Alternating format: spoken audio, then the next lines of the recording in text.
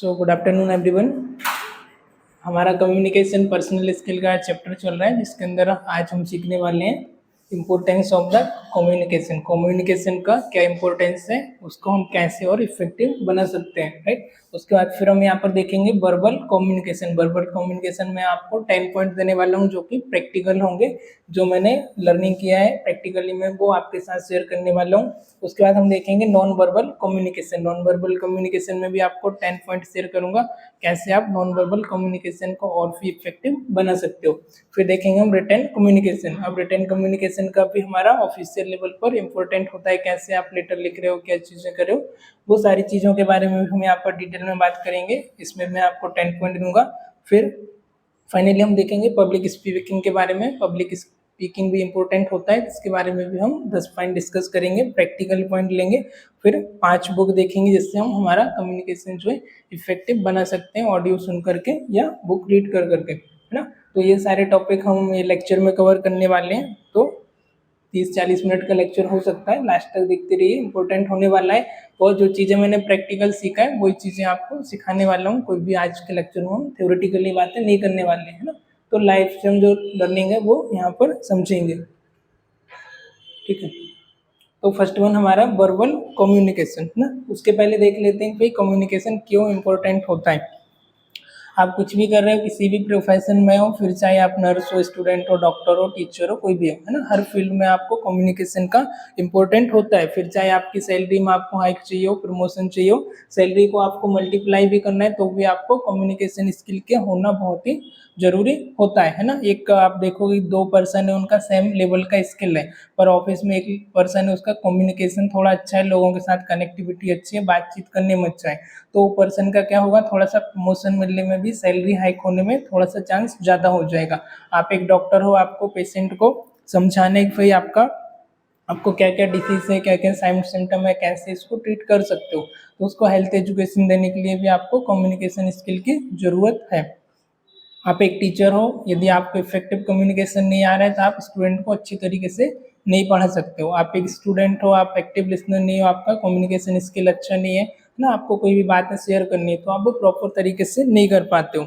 आपको किसी से प्यार हो गया, आपको उसका इजहार करना है ना, आपको इजहार करना है, और आपका कम्युनिकेशन स्किल अच्छा नहीं है, आप सामने वाले से बात नहीं कर पा रहे हो, आपकी फीलिंग शेयर नहीं कर पा रहे हो, तो आप कम्युनिकेशन आपका वीक है, तो वहाँ पर भी आप पीछे हो, है ना। तो हर फील्ड में आप कोई भी हो, कैसी भी हो, आपको कम्युनिकेशन स्किल का होना बहुत ही जरूरी है ना। स्टूडेंट से लेकर टीचर के लेकर एनी प्रोफेशन में, कोई भी प्रोफेशन में आप कोई भी हैं, आपको कम्युनिकेशन आना चाहिए, है ना। तो सब इसका क्यों इम्पोर्टेंस है, क्यों सीखना जरूरी है, हमारी लाइफ को भी, लाइफ में as well as professional life और पर्सनल लाइफ में भी इम्पोर्टेंस है ना। इसके लिए हम किसी को, हमारा फ्रेंड सर्कल हो गया, रिलेटिव हो गया, लोगों के साथ कनेक्शन बनाने में, इंटरपर्सनल रिलेशनशिप में भी जरूरी है।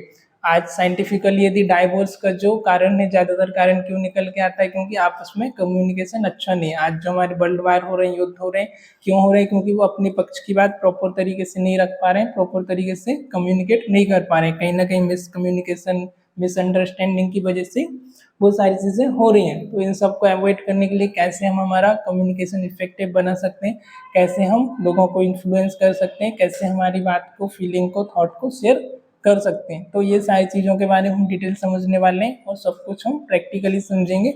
आज कुछ भी थ्योरेटिकली बात नहीं होगी, है ना। तो लेक्चर थोड़ा सा लेंथी हो सकता है, और इम्पोर्टेंट टॉपिक आपके साथ शेयर करूंगा। तो हर जैसे कि मैंने एक बार और बता देता हूँ, वर्बल पर हम 10 बात शेयर करेंगे, 10 पॉइंट प्रैक्टिकली शेयर करेंगे। नॉन वर्बल पर 10 पॉइंट बताऊंगा, कैसे आप नॉन वर्बल में इफेक्टिव कर सकते हो, रिटर्न में 10, और पब्लिक स्पीकिंग पर भी हम 10 बुक 10 पॉइंट शेयर करने वाले हैं ना। तो चलिए शुरू करते हैं। फर्स्ट वन हमारा आई कांटेक्ट। तो आई कांटेक्ट क्या होता है, जैसे आप किसी के भी साथ बात कर रहे हो तो आपको आई कांटेक्ट मेंटेन करना होता है। फिर आप सामने वाले से बात कर रहे हो तो उसमें आपका शो करता है कि आपका सामने वाले के प्रति इंटरेस्ट कितना है, आप कॉन्फिडेंस हो नहीं हो, है ना। आप यदि आई कांटेक्ट करके बात करते हो, यदि मैं आपसे बात कर रहा हूँ और मैं कभी इधर देखूँ, कभी उधर देखूँ, कभी ऊपर की तरफ देखूँ, कभी इधर घड़ी देख रहा हूँ, कभी मोबाइल को देख रहा हूँ, तो ये इफेक्टिव कम्युनिकेशन का तरीका नहीं है। अब हालांकि अभी मुझे हो सकता है कि इधर स्टूडेंट है तो थोड़ा सा इधर या उधर देखना पड़े, है ना। तो यदि हमारा किसी के साथ भी हम बात कर रहे हैं तो हमारा आई कांटेक्ट उसके साथ होना चाहिए, है ना। फीमेल है तो थोड़ा सा ज़्यादा घूरना नहीं है ना, नहीं तो पिटाई भी हो सकती है। तो वो थोड़ा सा हमको ध्यान देने की, जो हमारा आई कांटेक्ट है वो हमारा, उससे पता चलता है कि भाई आपका आई कांटेक्ट कैसा है। तो आपका आई कांटेक्ट भी सामने वाले के साथ होना चाहिए जब आप बात कर रहे हो, है ना। तो आपका आई कांटेक्ट भी जरूरी है आपके एक इफेक्टिव कम्युनिकेशन को बनाने के लिए। कुछ लोग जैसे देखा होगा कि हमने भाई वीडियोस बनाने के लिए भेजा था, है ना, कि भाई सबको अपना अपना वीडियोस बना के देखना है। तो ऐसे हम कुछ वर्ड को भूल जाते हैं, कुछ कंफ्यूजन हो जाता है, तो हमारा आई कांटेक्ट मतलब स्टिकी आई नहीं होता है हमारा, इधर उधर हम ऊपर देखने लगते हैं, हमारा आई बॉल का मूवमेंट होने लगता है ना, कि थोड़ा सा कंफ्यूजन, हमेशा ऊपर देखेंगे फिर इधर देखने लग जाएंगे, है ना। तो वो वहाँ पे बॉडी लैंग्वेज से पता चलता है कि जो सामने वाला बंदा है, जो टॉपिक को या जो वीडियोस बना रहा है उसमें इसको कंफ्यूजन यहाँ आके रुक गया है, इसको सोचना पड़ रहा है। तो वो सारी चीज़ें, आई का भी हमारा मूवमेंट और वो सब हमारा, वो उससे हमारा ऑब्जर्व करने से पकड़ में आ जाता है कि भाई जो पब्लिक स्पीकर है, जो आपको कंटेंट डिलीवर कर रहा है स्पीकर, उसका कॉन्फिडेंस क्या है, वो क्या सोच रहा है, उसका फेशियल एक्सप्रेशन से, उसके हाव भाव से, ये सारी चीज़ें हम पूरा डिटेल में डिस्कस करेंगे। यदि आप 10 पॉइंट भी क्लियरली ऑब्जर्व कर रहे हो तो आप मोटिव सामने वाले का क्या है, वो क्या एक्सप्रेस करना चाह रहे हैं, क्या है, आप सारी चीज़ें यहाँ से समझ सकते हो। आप उसकी बॉडी लैंग्वेज से, जैसा कि हमने पहले देखा था कि भाई जो हमारा 70% रोल होता है वो बॉडी लैंग्वेज का होता है, मीन्स नॉन वर्बल कम्युनिकेशन, आपका जेस्चर, पोस्चर, फिजिकल अपीयरेंस ना, आपका आई कॉन्टेक्ट, फेशियल अपीयरेंस, ये सारी चीज़ें हमारी किस में आ जाती है, नॉन वर्बल में। और जो सिर्फ हमारा 27% यूज होता है वो होता है हमारा वर्बल कम्युनिकेशन, है ना। उसके भी अंदर फिर आ जाता है हमारा 3% जो यूज होता है, तब आप कौन सा कंटेंट डिलीवर कर रहे हो, क्या आपका टॉपिक है, वो चीज़ें आ जाती है। तो इसके बारे में हम पूरा डिटेल देखेंगे। फिर नेक्स्ट हम यहाँ पर ले लेते हैं हमारा फेशियल एक्सप्रेशन।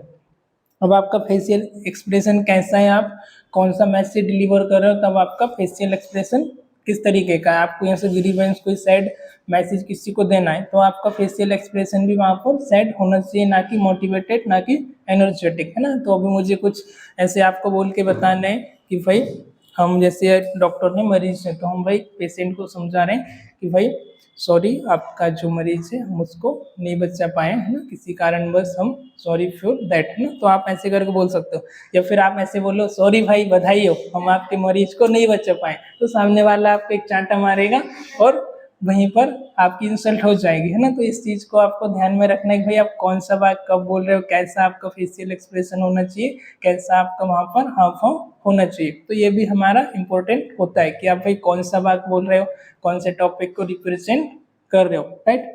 उसके बाद हमारा फेशियल एक्सप्रेशन में और भी बहुत सारी चीज़ें, इमोशन के हिसाब से अपने फेस का एक्सप्रेशन करना, सैड हो गया, ग्रीव हो गया, है ना, उसके हैप्पी है तो हैप्पी है, जॉयफुल है, कोई ज़्यादा एंग्री है, एग्रेसिव है, तो वो सारा हमारे फेस पर और हमारी वॉइस टोन से दिखता है। वॉइस टोन के बारे में हम आगे डिस्कस करने वाले हैं। उसके बाद हमारा पोस्चर। हाँ, पोस्चर में भी अभी हमारा बॉडी का पोस्चर कैसा है ना, हम मैसेज दे रहे हैं भाई, किस तरीके से हम मैसेज दे रहे हैं। अब जैसे मेरा पोस्चर है तो आप देख रहे होंगे भाई, मेरे हाथ का मूवमेंट भी हो रहा है, पैर का हो रहा है, फेस का हो रहा है, आई का, सब यहाँ पर इन्वॉल्व हो रहा है। पर मैं यदि ऐसे खड़े होकर और सिर्फ आपको बोलते जाऊँ तो आपको कैसे लगेगा, है ना। आप देखना बंद कर दोगे, वीडियो को छोड़ करके भाग जाओगे, या ऐसे बोलने लग जाऊँ, या ऐसे, तो ये चीज़ें भी, अब ऐसे झुक के बोलूँ, तो ये चीज़ें भी हमारा इंपॉर्टेंट होता है कि भाई हमारा इफेक्टिव बनाने में आप किस तरीके से अपने टॉपिक को रिप्रेजेंट कर रहे हो, आपका पोस्चर कैसा है। आपका, जैसे मैंने आपको ग्रुप पर भी भेजा था कि आपका हाई कॉन्फिडेंस वाला पोस्चर कैसा है और लो कॉन्फिडेंस वाला कैसा है ना। तो उसमें हमने कुछ कुछ चीज़ें भेजी थी, ऐसे ऐसे कोई खड़ा है, कोई यदि ऐसे करके है, तो वो क्या है, प्रोटेक्टिव पोस्चर में है, एक अपने आप को डिफेंस कर रहा है ना, जैसे ठंडी लगती है तो हम ऐसा डिफेंस करते हैं, तो वो अपने आप को डिफेंस कर रहा है। इससे हम समझ सकते हैं कि सामने वाला पर्सन है वो अपने में इंटरेस्टेड नहीं है ना, या कोई ऐसे कर रहा है, तो ये हो जाता है हमारा लो बॉडी पोस्चर। इसी जगह हम स्ट्रेट बैठे हैं, या जैसे हम इसके बारे में थोड़ा बाद में और समझ लेंगे पोस्चर के बारे में, तब हम वर्बल फेशियल वाला देखेंगे, नॉन वर्बल वाला तब। अभी हम अगला कंटिन्यू करते हैं इसमें, टच। आप यदि कोई वर्ड ऐसा होता है जिसको हमको टच करना होता है कि भाई आप कल्चरल के हिसाब से वहाँ पर आप उसको एक्सचेंज कर सकते हो, है ना। किसी में ऐसा रहता है कि भाई वेस्टर्न कंट्री तरफ जाओगे, अमेरिकन तरफ, तो उनको हक करना, गले लगाना भी एक नॉर्मल कल्चर वहाँ पर माना जाता है। और हमारे इधर जैसे किसी रिचुअल में क्या करते हैं, हम दूर से नमस्कार करते हैं, हाथ जोड़ के नमस्ते करते हैं, कोई हैंड शेक करना किसी के इधर नॉर्मल होता है, तो ऐसा नहीं, आपको जहाँ का जो भी कल्चर है उसके अकॉर्डिंग अपने आप को एडप्ट करना होगा। यदि उनका कल्चर नॉर्मल हक करना, मेल फीमेल भी है, डिफरेंट जेंडर भी है, तो उधर नॉर्मल होता है ना। एक मैंने कहीं पर एक मोबाइल पर देख रहा था, शाहरुख खान जो कि सबसे अच्छा उसका कम्युनिकेटर है, तो वो शाहरुख खान ऐसे कहीं शो में था, है ना, तो वो उनके उधर के और भी लोग आए अदर कंट्रीज वगैरह के, तो उनसे बढ़िया उसने हैंड शेक किया, झुक करके किया और गले भी लगाए, हक किया। और उनकी कल्चर की एक मुस्लिम महिला आई बुर्का वगैरह पहनकर, तो उसने दूर से ऐसे करके उसको सलाम किया, है ना, एक डिस्टेंस मेंटेन किया और दूर से उसको सलाम किया, ना कि उसको हक किया, ना उसके साथ हैंड शेक किया, क्योंकि उनके कल्चर में वो चीज़ें अलाउ नहीं करती हैं। तो कल्चर के हिसाब से भी हमको देखना रहेगा कि भाई हमको क्या चीज़ें फॉलो करना है, क्या चीज़ें नहीं करना, उसके हिसाब से हमको अपने आप को भी एडेप्ट करना होता है।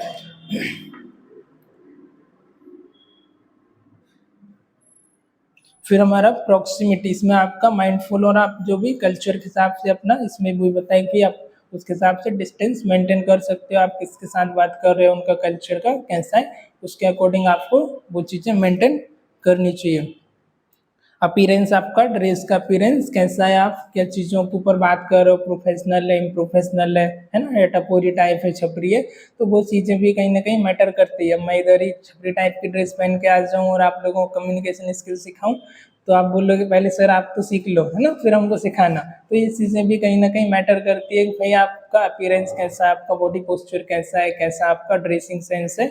जैसे इसका सबसे अच्छा एग्जाम्पल है भाई मोदी जी, वो जिधर जाते हैं उधर का ड्रेस पहनना शुरू कर देते हैं। जैसे कोई भाई वेस्टर्न कल्चर में जाएंगे तो उधर का पहनेंगे, तमिलनाडु जाऊंगे तो धोती कुर्ता पहन लेंगे, कहीं मंदिर में जा रहे हैं तिलक लगाएंगे बढ़िया सा भगवा कलर का हमारा, वो पहन के चले जाते हैं, है ना। तो वो जिस कल्चर में जिस जगह पे जा रहे हैं उस चीज़ को फॉलो करते हैं। जैसे आप इधर साउथ तरफ जाओगे तो जो महिलाएं गजरा वगैरह तमिलनाडु में चीज़ें डालना ज़्यादा पसंद करती है, उसके इधर थोड़ा वेस्टर्न में जाओगे और दूसरे कल्चर में जाओगे तो वहाँ के लोग थोड़ा सा उस चीज़ को कम फॉलो करते हैं। तो कल्चर के हिसाब से अपने आप को एडप्ट करना।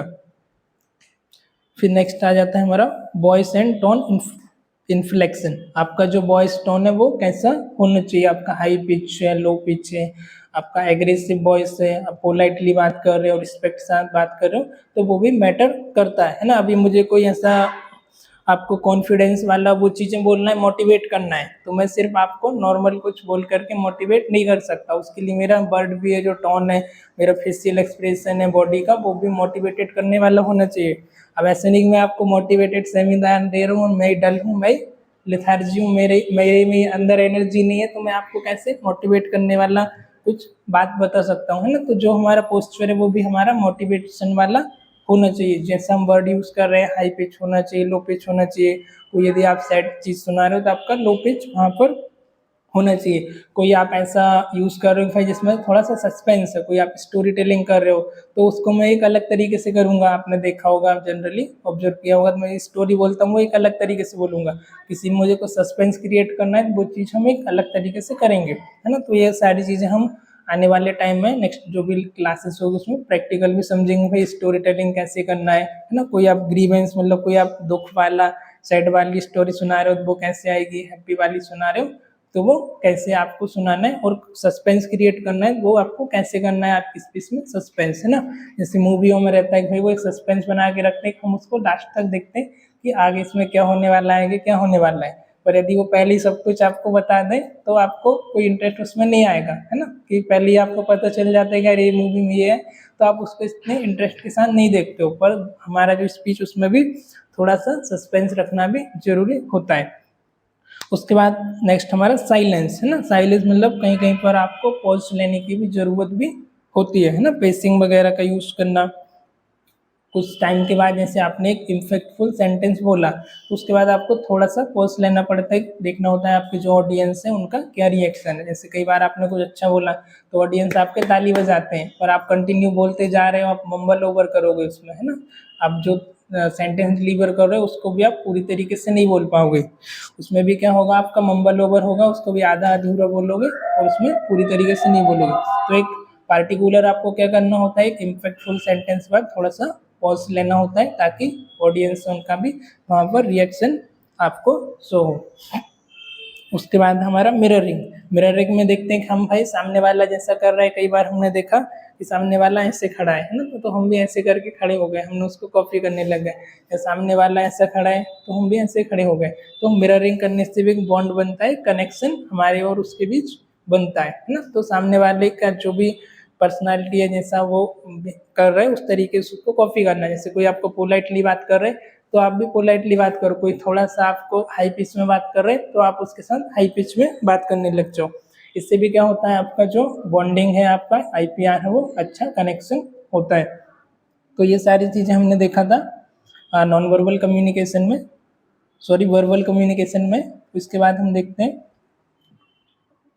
ये नॉन वर्बल में था, अभी हम देख लेते हैं वर्बल कम्युनिकेशन में। थोड़ा सा पॉइंट और ले लेते हैं हम नॉन वर्बल में। कुछ पॉइंट जो है कोरिलेटेड ही है, वो आपको नॉन वर्बल में भी देखने को मिलेगी, वर्बल में भी आपको देखने को मिल जाएंगे, है ना। तो एक दूसरे से सब कोरिलेटेड ही है, एक दूसरे से अलग कुछ भी नहीं है। फिर आपका वोकेबुलरी आ जाता है, फिर आप कौन सा वोकेबुलरी का यूज़ कर रहे हो आपके ऑडियंस के हिसाब से। जैसे भाई पार्टिकुलर कोई हिंदी लैंग्वेज का है तो आप वहाँ पर हिंदी यूज़ कर रहे हो तो उसका इम्पैक्ट ज़्यादा पड़ेगा।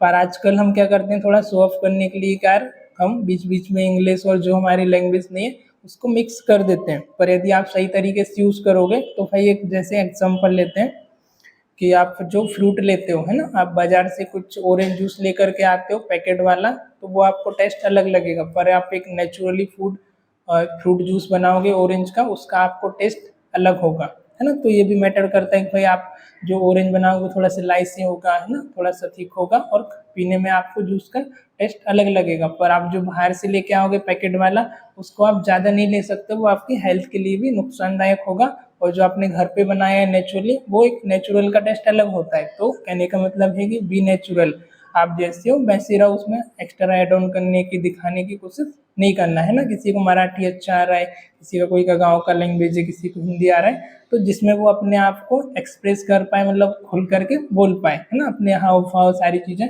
एक्सप्रेस कर पाए, तो वो ही हमको यूज़ करना चाहिए। मैं बोलूँ यहाँ भाई मराठी में आपको ये चीज़ समझ पाऊँ तो मैं अपने आप को एक्सप्रेस नहीं कर पाऊँगा, या इंग्लिश में करूँ तो मैं नहीं कर पाऊँगा। हालांकि मुझे इंग्लिश आती है पर इतना मैं मदर टंग नहीं है, तो हम उसको इतने अच्छे तरीके से जितना मैं हिंदी में बोल पा रहा हूँ उतना मैं उसको आपको इंग्लिश में नहीं समझा पाऊँगा। तो ये चीज़ें भी हमारा कहीं ना कहीं मैटर करती है। अब देखा होगा कि सोशल मीडिया पे जो इन्फ्लुएंसर रहते हैं वो क्या करते हैं भाई, जो उनका पार्टिकुलर बोली है, जो उनको आता है उसमें ही बोलते हैं, कुछ भी गाली माली देते हैं, एंटरटेनमेंट करते हैं, ह्यूमर डालते हैं और मिलियन उनके फॉलोअर्स चले जाते हैं, है ना। इसके पहले एक फेशियल एक्सप्रेशन का आया था, एक एक्टर है प्रिया प्रकाश, है ना, उसने आंख मारा सोशल मीडिया पे और उसके आंख मारने से 10 मिलियन उसके फॉलोअर्स बढ़ गए थे, है ना। उसके बारे में भी देखेंगे हम, उसका ग्रुप पे भेज देता हूँ आपको। तो ऐसे करके क्या होता है, हमारा फेशियल एक्सप्रेशन हो गया, बॉडी लैंग्वेज, ये भी हमारा मैटर करता है नॉन वर्बल में। फिर नेक्स्ट हमारा फिजिकल हो गया, बॉडी अपीयरेंस। हाँ, नेक्स्ट आता है हमारा ऑब्जर्वेबल ऑटोनॉमिक मूवमेंट। आपका जो मूवमेंट है ऑब्जर्वेबल, जैसे कि आपने जैसे आप थोड़ा डरे हुए हो, है ना, या आप स्पीच देने से डर रहे हो, तो सर क्या होगा, आपका रेस्पिरेशन रेट बढ़ जाएगा, हार्ट रेट बढ़ जाएगा, आपको स्वेटिंग ज़्यादा होने लगेगा, पसीना आने लगेगा और आपके हाथ पैर जो कांपने लगेंगे। तो वहाँ पे आप ऑब्जर्व कर सकते हो कि जो भी पर्सन यहाँ पर जो आपको दे रहा है, स्पीच दे रहा है, तो वो भाई डरा हुआ है, उसका कॉन्फिडेंस लेवल लो है, वो फेयर में है। और ये चीज़ें आप ऑटोनॉमिक रिस्पॉन्स में आ जाता है, उसका हार्ट रेट बढ़ेगा, इंक्रीज हो जाएगा और उसका रेस्पिरेशन रेट भी इंक्रीज हो जाएगा और एक्सेसिव उसको स्वेटिंग होने लगेगा। अभी थोड़ा सा तो कोई भी यदि न्यू ऑडियंस को टारगेट करता है, स्पीच करता है, तो थोड़ा सा सबके साथ वो होता है फर्स्ट टाइम, भले वो कितने पहले से कर रहा हो। और उसके लिए भी आप अपने आप को रिलैक्स कर सकते हो। रिलैक्सेशन मेथड हमने देखा था भाई, बढ़िया 3-4 आपको डीप ब्रीथ लेना है और अपने बारे में पॉजिटिव बोलना है। कि पहले से आपको इमेजिन करना है कि मैं भाई जिस भी जगह पब्लिक स्पीकिंग दे रहा हूँ, जिनको भी टारगेट कर रहा हूँ, वहाँ से मुझे पॉजिटिव रिजल्ट ही मिलने वाला है, लोग मुझे अच्छा तारीफ करने वाले हैं। तो उससे आपका जो है पॉजिटिव लेक्चर या जो भी आप स्पीकिंग दे रहे हो वो पॉजिटिव चला जाता है ना। उसके बाद voice related behaviour. Voice related behaviour अभी हमने और देखा था कि भाई आपका जैसे कि आपका वॉइस टोन कैसा है, हैप्पी है, सैड है ना, आप गुस्से में हो, एंगर में हो, या आप थके हुए हो, है ना, उबासी ले रहे हो, कंटाला आ रहा है, तो आपका वैसा बिहेवियर हो जाता है ना, उसके हिसाब से आपका बिहेवियर से भी पता चल जाता है कि सामने वाले का जो लेवल है वो कैसा है, उसका जो हाई पिच है, लो पिच है, या आपको किसी चीज़ से दर्द होता है तो आपका जो बोलने का हाई पिच है वो ऑटोमेटिक हो जाता है ना। जैसे हमने किसी को जैसे नर्स है या डॉक्टर है तो हमने किसी को इंजेक्शन लगाया या कहीं उसको पेन हो रहा है वहाँ हमने टच किया तो पेशेंट बोलता है अरे हटो, है ना, जल्दी से हमको हटा देता है, थोड़ा हाई पिच में बोलता है अरे भाई छोड़ो मुझे नहीं कराना है ना, जाने दो। तो ऐसा हो जाता है, फिर हमको प्यार से उसके साथ बात करना होता है। तो कभी हमको दर्द में है हमारा, किस तरीके का वॉइस टोन है वो भी मैटर करता है ना। आप एनर्जेटिक हो, थके हुए हो, हैप्पी मूड में हो, सैड में हो, थोड़ा ग्रीवेंस में हो, या आप उबासी आ रही है, थके हुए हो, तो वो भी हमारा उसमें दिख जाता है हमारी स्पीकिंग में, फेशियल एक्सप्रेशन में।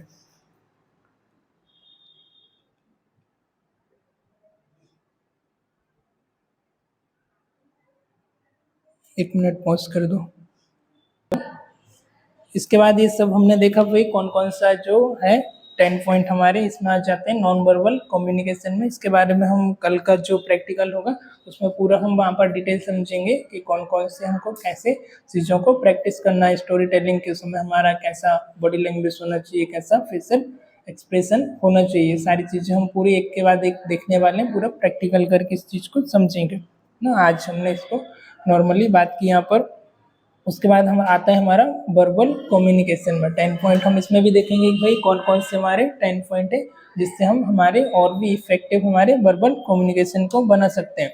तो फर्स्ट हमारा क्लैरिटी। क्लैरिटी, आप जो भी टॉपिक रिप्रेजेंट कर रहे हो, जो भी टॉपिक पर आप बात कर रहे हो, आपका क्लियर और कॉन्साइज होना चाहिए, है ना। कम से कम शब्दों में, शॉर्ट एंड स्वीट शब्दों में, पॉइंट टू पॉइंट आपको बात करना है ना। घुमा फिरा के बात नहीं करना है। जैसे कई बार आपने देखा होगा कि आप किसी के साथ बात कर रहे हो तो वो बात को इतना घुमा फिरा रहा हो, आप भी बोलते हो अरे भाई सीधा पॉइंट पे आना यार, क्यों पका रहा है ना। तो ऐसे करके आप उसको बोलते हो कि भाई पॉइंट टू पॉइंट बात कर, सीधा मुद्दे की बात कर, फालतू बात मत कर, है ना। तो ऐसा करके हम सामने वाले को बोलते हैं कभी कभी कि भाई अपने पास टाइम कम है और वो बात को घुमाए जा रहे हैं। तो आपको क्लियरिटी बात करना चाहिए, पॉइंट टू पॉइंट बात करना चाहिए, स्ट्रेट फॉरवर्ड आपकी बात होना चाहिए।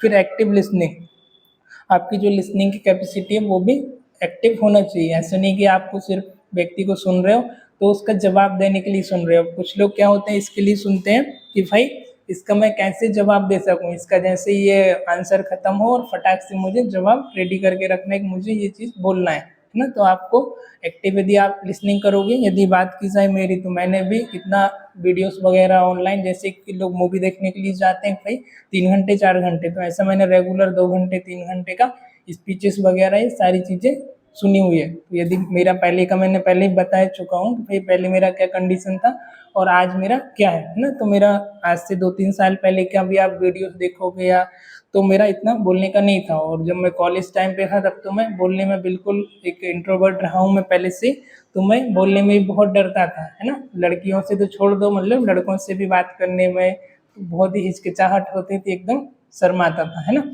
तो मैंने धीरे धीरे करके वो चीज़ें ओवरकम किया। मैंने कैसे किया कि भाई मैंने शॉर्ट रील्स बनाना शुरू कर दिया। उसके बाद मैंने स्पीच वगैरह देखी और उनको ऑब्जर्व किया कि भाई कौन सा स्पीकर कैसा स्पीच दे रहा है, उसका उस समय कैसा हाव भाव है, कैसे वो अपने आप को रिप्रेजेंट कर रहा है। तो ये सारी चीज़ें देख करके मैंने उनको ऑब्जर्व किया, है ना, कि आपका वॉइस टोन कैसा है, कैसा फेशियल एक्सप्रेशन है, बॉडी का उस समय मूवमेंट क्या है, कौन सी बात बोल रहे हैं, कब कैसा एक्सपीरियंस है। उससे हम क्या होता है, उससे हम लर्न करते जाते हैं धीरे धीरे चीज़ों को। तो वहाँ से भी आप लर्निंग कर सकते हो, है ना, कि भाई कैसे आप उसको ओवरकम कर सकते हो। और दूसरी चीज़ आपको मिररिंग, जैसे आप कैमरा लो या आईने के सामने जाओ और अपनी वीडियो रिकॉर्ड करो ना। वीडियो आप एक नहीं, आपको नहीं लग रहा है उसको हटाओ, फिर दूसरा करो, फिर दूसरा करो, फिर दूसरा करो। तो ऐसा नहीं कि मैं एक ही वीडियो आपके साथ रिकॉर्ड करता हूँ और एक ही बात में मेरा रील एकदम परफेक्ट एक्यूरेट आ जाता है ना। तो परफेक्ट नहीं आता है, उसके पीछे 10 या 20 पहली रील रिकॉर्ड करके डिलीट कर चुका होता हूँ, है ना। उसके बाद वो एक रील परफेक्ट जाके बनता है। तो एक टाइम बाद ऐसा आता है कि एक या दो ही आपको रील बनाना होता है, उसके बाद ना उसमें कट पेस्ट लगाना, ना कुछ लगाना, ट्रिम करना, एक ही बार वो परफेक्ट बन जाती है।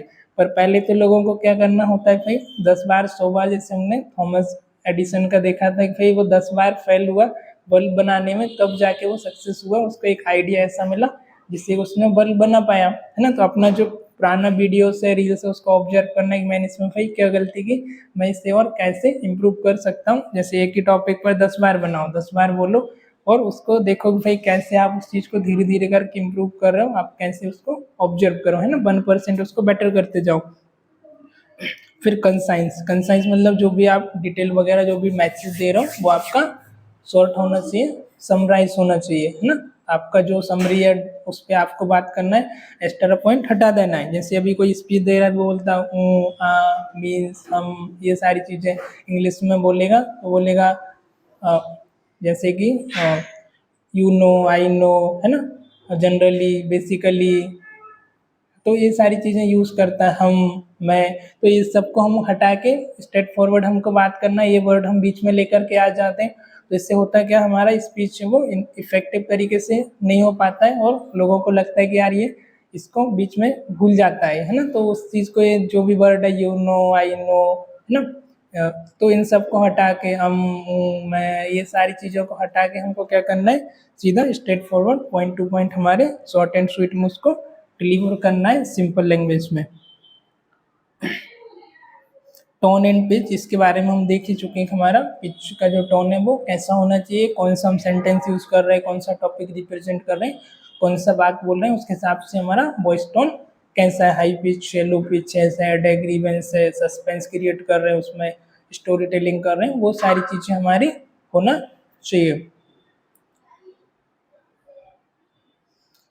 फिर हमारा इम्पैथी, जो भी आप क्रिएट कर रहे हो, भाई यदि आपको कनेक्शन बनाना है, थोड़ा सा आपका पोलाइटली और इम्पैथी भी होना चाहिए आपका एक दूसरे के साथ। यदि प्रॉपर तरीके से आप अपनी बात को कन्वर्ट करोगे, लोगों के साथ शेयर करोगे, तो एक इम्पैथिकली करोगे, तो एक आपका कनेक्शन पर्सन के साथ अच्छा बनेगा। अब यही लेक्चर में थोड़ा गुस्से में पढ़ाऊँ और इसको अच्छे तरीके से रिप्रेजेंट ना करूँ, तो हो सकता है कि आपको वो अच्छे तरीके से समझ ना आए और कनेक्शन भी हमारा आपस में बिल्ड ना हो। तो उसके लिए आपको थोड़ा एम्पैथिकली भी होना चाहिए। उसके बाद फिर नेक्स्ट हम ले लेते हैं भाई टाइमिंग एंड रेलिवेंस। अब जो भी टॉपिक डिलीवर कर रहे हो उसका प्रॉपर टाइमिंग और रेलिवेंस भी होना चाहिए। जैसे आप कोई स्पीड डिलीवर कर रहे हो, फिर आपको 15 मिनट दिया है, तो 15 मिनट से पहले ही 13-14 मिनट में ही अप्रोक्स आपको रेडी होना चाहिए उसको ख़त्म करने के लिए। आपको पता होना चाहिए कि भाई मेरा टाइम कंप्लीट होने वाला है, अब मैं इसे कैसे सम अप करके इसको समराइज कर सकता हूँ, राइट। तो आपका टाइमिंग एंड रेलिवेंस भी इम्पोर्टेंट होता है आपके कम्युनिकेशन के अंदर, है ना। सही टाइम पर आपके कम से कम समय में, कम से कम टाइम में आपको शॉर्ट एंड स्वीट उसको रिप्रेजेंट करना। फिर फीडबैक, अभी क्या होता है, जैसे आपको स्पीच दे रहे हो, कुछ भी कर रहे हो, तो टाइम टाइम पर आपकी जो ऑडियंस है उनसे आप फीडबैक भी लेते रहो, है ना। अब जैसे आप 50 ऑडियंस है तो उसमें से एक दो ऐसे होते हैं जो जेन्युइन होते हैं, है ना, जिनसे आप फीडबैक ले सकते हो भाई मैंने जो लेक्चर दिया, मैंने जो क्लास दिया, उसका कैसा, आपको कैसा लगा, इसमें मैं और क्या इम्प्रूव कर सकता हूँ, कैसे मैं इसे और इफेक्टिव बना सकता हूँ। तो जो आपका अपना वाला होगा, फ्रेंड होगा, कलीग्स होगा, तो वो आपको जेन्युइन बताएगा कि नहीं सर या मैडम जो भी है, कि भाई यहाँ आपने ये गलती की, तो आप इससे और कैसे इम्प्रूव कर सकते हो, है ना। ये आ जाता है, आप फीडबैक लेते रहो बीच बीच में अपनी ऑडियंस से कि कैसे हम उससे और इम्प्रूव कर सकते हैं।